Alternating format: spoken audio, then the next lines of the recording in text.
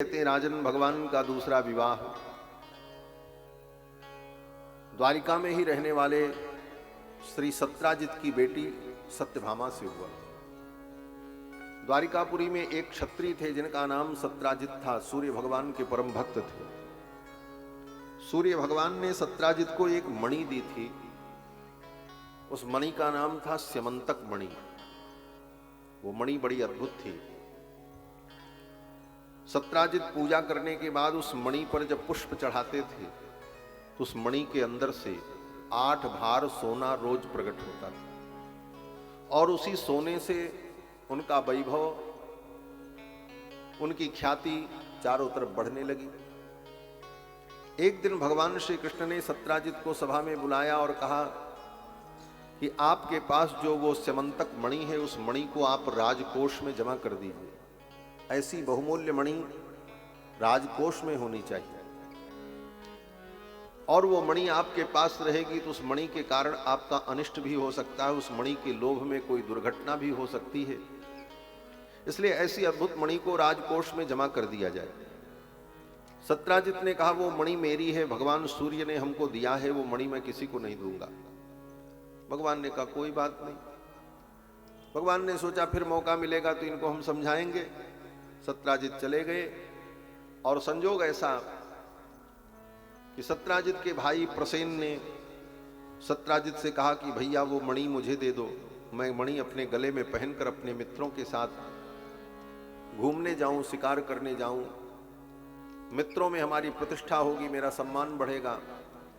भाई के कहने पर सत्राजित ने वो मणि दे दी और सत्राजित का भाई प्रसेन उस मणि को अपने गले में पहनकर शिकार खेलने मित्रों के साथ गया और जंगल में उस प्रसेन को एक सिंह ने मार डाला। सिंह वो मणि लेकर के चला गया। आगे जाने पर उस सिंह को एक रीछ ने मार डाला और उस मणि को लेकर के वो रीछ चला गया। सत्राजित लौट करके जब नहीं आए, प्रसेन लौट करके नहीं आए तो सत्राजित के मन में संदेह हो गया कि कृष्ण मणि मांग रहे थे, मैंने वासुदेव कृष्ण को मणि नहीं दी, कहीं ऐसा तो नहीं मणि के लालच में मेरे भाई को उन्होंने ही मार दिया हो और कृष्ण ने मणि ले ली हो। ऐसी शंका सत्राजित के मन में उत्पन्न हुई और सत्राजित ने ये बात अपने घर में किसी से कही और फिर बात वो घर से निकल करके बाहर फैल गई और पूरी द्वारिका में फैल गई। बात भगवान श्री कृष्ण के कानों तक आई तो भगवान ने विचार किया कि मेरे ऊपर ये झूठा आरोप सत्राजित ने लगाया। चारों तरफ ये चर्चा का विषय बन गया कि मणि के लिए कृष्ण ने ही प्रसेन को मार दिया, ऐसा सत्राजित कह रहे हैं। तो भगवान श्री कृष्ण ने द्वारिकापुरी की सुधर्मा सभा बुलाई। द्वारिकापुरी की जो भगवान की सभा है उस सभा का नाम सुधर्मा सभा। जैसे आज सभा होती है जिसमें सरकार के प्रतिनिधि लोग बैठते हैं, उसको लोकसभा विधानसभा कहते हैं। उसी तरह भगवान की जो सभा थी उसका नाम था सुधर्मा सभा। उस सुधर्मा सभा के सभी सदस्य सभा में एकत्रित हुए और इस विषय पर चर्चा हुई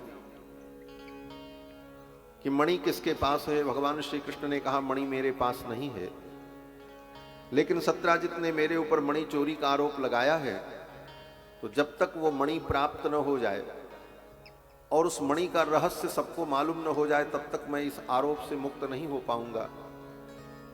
इसलिए तब तक के लिए मैं इस सुधर्मा सभा का और अपने पद का त्याग करता हूं और उस मणि का मैं पता लगाऊंगा। ये कह करके भगवान ने सुधर्मा सभा का त्याग कर दिया। कितनी पवित्र राजनीति थी कि झूठा आरोप लगने पर भगवान श्री कृष्ण ने अपने पद को छोड़ दिया, सुधर्मा सभा का त्याग कर दिया। आज आरोप के बाद, आरोप लगने के बाद भी लोग सभासद बन जाते हैं और मंत्री बन जाते हैं और फिर कहते हैं हम राम राज्य की स्थापना करेंगे। कहां से राम राज्य आएगा? महाराज, भगवान श्री कृष्ण के ऊपर झूठा आरोप लगा, सभा को छोड़कर भगवान चल पड़े। मणि का पता लगाने के लिए सेवकों को लेकर के चले। ढूंढते ढूंढते जंगल में जाने पर देखा तो सिंह प्रसेन का 100 पड़ा था, क्षत विक्षत। ढूंढने पर वहां मणि नहीं मिली। सेवकों ने कहा, महाराज लगता है किसी सिंह ने प्रसेन को मारा है। सिंह के चरण के चिन्ह दिखाई पड़ रहे हैं, और सिंह के चरण चिन्हों को देखते हुए आगे बढ़े तो आगे जाने पर देखा सिंह भी मरा पड़ा था। सेवकों ने कहा, महाराज लगता है किसी रीछ से इसका युद्ध हुआ है, और वो रीछ ही इसको मारा है, और मणि वो रीछ ही ले गया हो।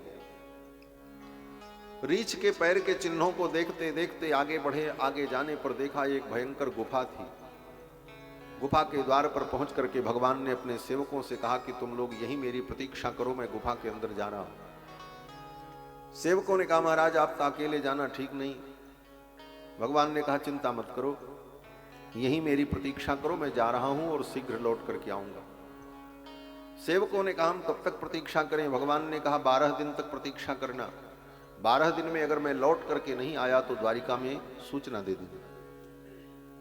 उन सेवकों को गुफा के द्वार पर, कंदरा के द्वार पर नियुक्त करके भगवान गुफा के अंदर जाते हैं। उस गुफा के अंदर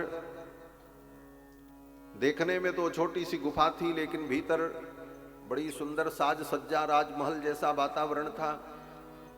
भगवान ने जो ही उस गुफा में प्रवेश किया तो भगवान देखते क्या है, गुफा के प्रांगण में एक कन्या उस मणि को लेकर के खेल रही थी, और उस कन्या का पालन पोषण करने वाली जो महिला थी वहां, वो भी वहीं पास में खड़ी थी।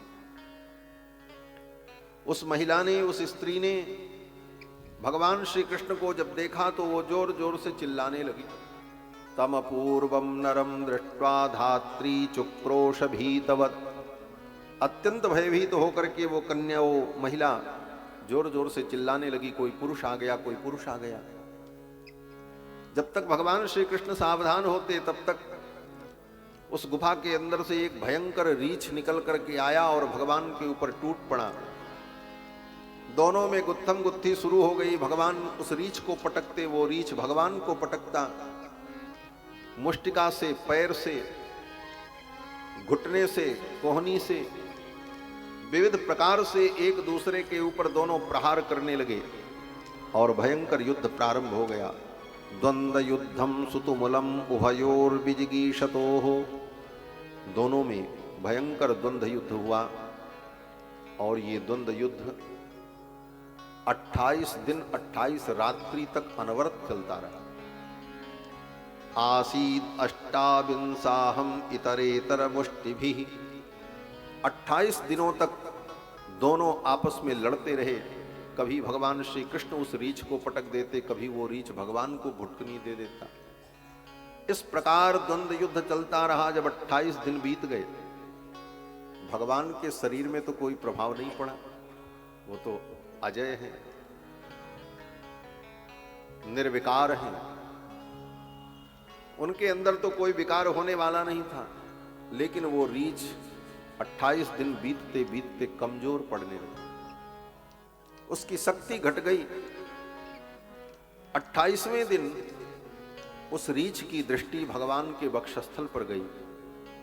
उस रीछ ने भगवान के वक्षस्थल को जब देखा तो भगवान के वक्षस्थल पर भृगु जी के चरण का चिन्ह, कौस्तुभ मणि, बनमाला, श्रीवत्स चिन्ह, इन सारे दिव्य पर तत्व सूचक चिन्हों को देख करके वो रीछ जान गया कि ये तो परम तत्व परमात्मा है।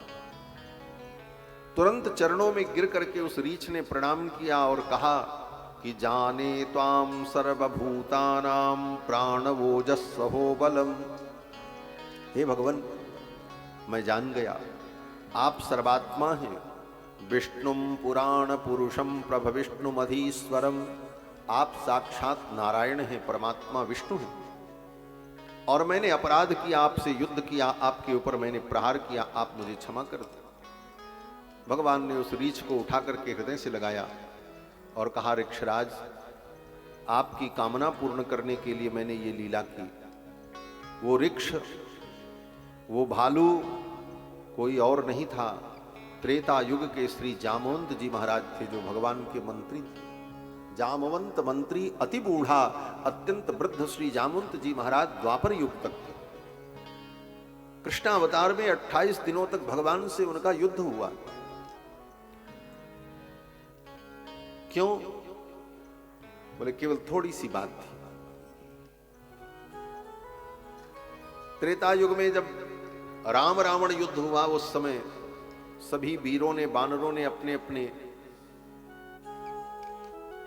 पराक्रम की चर्चा की और भगवान सुन सुन करके आनंदित हो रहे थे। तो भगवान ने ही जामवंत जी से पूछा कि जामवंत जी, इतने बड़े युद्ध में आपने क्या किया? आप भी अपनी कोई चर्चा संस्मरण सुनाओ। जामवंत जी ने कहा, महाराज इतने बड़े युद्ध में हमको युद्ध करने का अवसर ही नहीं मिला। कोई वीर मेरे जैसा था ही नहीं, मैं उससे युद्ध करता। अगर आप मेरा पराक्रम देखना चाहते हैं तो आप ही हमसे युद्ध करो तो मैं अपना पराक्रम दिखाऊं। तो राम जी हंसने लगे। राम जी ने कहा, इस अवतार में तो ये लीला नहीं होगी। ये मर्यादा पुरुषोत्तम का अवतार है, आनंद के लिए, लीला के लिए। मैं अपने से बड़ों के साथ युद्ध करूं, ये धर्म नहीं है, ये मर्यादा नहीं है। लेकिन आपकी इस कामना को मैं पूर्ण करूंगा। जब मेरा अगला अवतार कृष्ण अवतार होगा तो कृष्ण अवतार में आपके साथ मेरा युद्ध होगा, तब मैं आपको संतुष्ट कर दूंगा। बस इसी कारण से जामवंत जी महाराज द्वापर युग तक रहे और द्वापर युग में भगवान श्री कृष्ण के साथ 28 दिनों तक उनका युद्ध चला।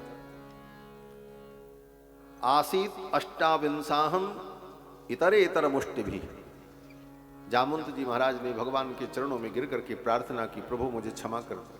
मेरी छोटी सी कामना के कारण, मेरी इच्छा के कारण आज ये लीला हुई और हमने आपके ऊपर प्रहार किया, युद्ध किया। आप मुझे क्षमा करें। भगवान ने हृदय से लगा लिया। भगवान ने कहा, जामवंत जी ये सब लीला है, आपका संकल्प था, मेरा भी संकल्प था, लेकिन अब मेरे आने का प्रयोजन सुन लो। भगवान ने कहा, जामवंत जी ये जो मणि लेकर के कन्या खेल रही है, इसी मणि के लिए मैं यहां आया हूं। इस मणि के चोरी का आरोप मेरे ऊपर लगा है। ये सिमंतक मणि सत्राजित की मणि है। तो जामवंत जी ने कहा, महाराज इस मणि को मैं एक सिंह से छीन करके ले आया हूं। ये मणि तो मैं आपको दे दूंगा, लेकिन मेरा एक निवेदन है। भगवान ने कहा, क्या? जामवंत जी ने कहा कि मैं वृद्ध हो गया हूं, मेरी एक बेटी है जिसका नाम जाम्बवती है। ये कन्या जो मणि को लेकर के खेल रही थी, ये मेरी बेटी है, इसका नाम जाम्बवती है। अब मैं अपनी बेटी जाम्बवती के लिए वर ढूंढने कहां जाऊं? और ढूंढने जाऊं भी तो आपसे सुंदर वर कौन मिलेगा? तो आप मेरी कन्या का पाणी ग्रहण कर लो और ये मणि भी दहेज में मैं आपको दे दूंगा। भगवान श्री कृष्ण ने कहा, ठीक है, ये तो कृष्णा अवतार है, यहां तो कितनी भी आ जाएं ठाकुर जी मना नहीं करते, कहते सब आओ। जाम्बवती का पाणी ग्रहण भगवान ने किया और उस मणि को प्राप्त किया। जाम्बवती को लेकर के भगवान द्वारिकापुरी आए। आकर के उस मणि को भगवान ने सत्राजित को दिया भरी सभा में और कहा, लो ये मणि मैं कहां से ले आया हूं, किस तरह से ले आया हूं, सारी घटना का वर्णन करके भगवान ने जब सुनाया तो सबकी आंखें खुल गईं और सब लोग सत्राजित को गालियां देने लगे। इस नीच ने, इस दुष्ट ने भगवान द्वारकाधीश कृष्ण पर झूठा आरोप लगाया, इसकी जीभ कट के गिर जानी चाहिए थी। विविध प्रकार की बातें समाज में होने लगी। सत्राजित कहीं भी समाज में जाते तो लोग उनकी निंदा करने लगे। इसने झूठा आरोप कृष्ण के ऊपर लगाया। अब तो सत्राजित को द्वारिका में रहना मुश्किल हो गया। तो सत्राजित ने सोचा, अब मैं क्या करूं, इस कलंक से मैं कैसे बचूं? समाज में रहना है, लोगों के बीच में आना जाना है। तो सत्राजित की भी एक बेटी थी जिनका नाम सत्यभामा था। सत्राजित ने सोचा, मेरी एक बेटी ही है, कोई बेटा तो था नहीं और भी कोई बेटियां नहीं, मात्र एक कन्या सत्यभामा थी। तो सत्राजित ने सोचा, बेटी का विवाह तो करना ही है, क्यों न मैं भी अपनी बेटी का विवाह कृष्ण के साथ कर दूं। कृष्ण मेरे दामाद हो जाएंगे, फिर किसकी हिम्मत है, कौन हमको बोलेगा। यह सोच करके सत्राजित ने भी प्रस्ताव कर दिया कि मेरी बेटी सत्यभामा का आप पाणी ग्रहण कर ले। ये ठाकुर जी का विवाह हो रहा है, इसीलिए पढ़ा के दग रहे, चिंता मत करो।